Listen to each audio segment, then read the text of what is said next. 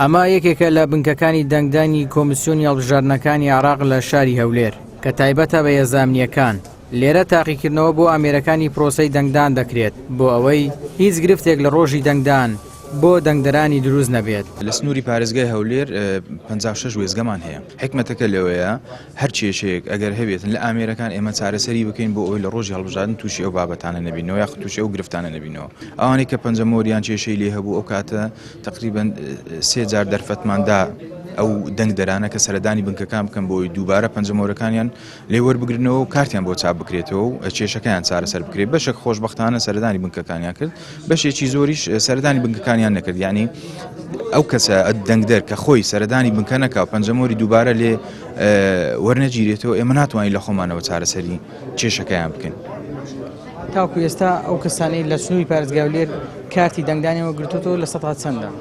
بەڵێ ئێستا نزیکەی گەشتەوە 91. کامێرەی چاودێریەکە 2 کامێرەیە تەختیەی با بڵێن ئەو وێزگەیە دەکاتن لە هەموو زاویەکان خەزن دەکرێتن لە میمۆریەک، ینی هەر کێشەیەکە بێتن پاشان دەتوانین ئەو کامێرە لێ بدەینەوە بۆی بزانین لەکوێ کێشە دروست بووە یاخود تێبینی لەسەر چ بابەتێکە بوو.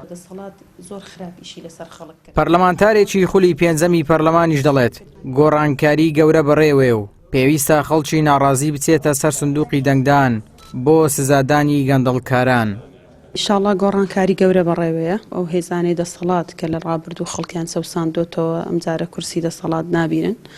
خەڵکێک دێتە سەر کورسی کە بە فعلی خزمەتی خەڵکی هەرێمی کوردستان بکە، چونکە گۆڕانکاری تەنها بە دەنگدان دەکرێت.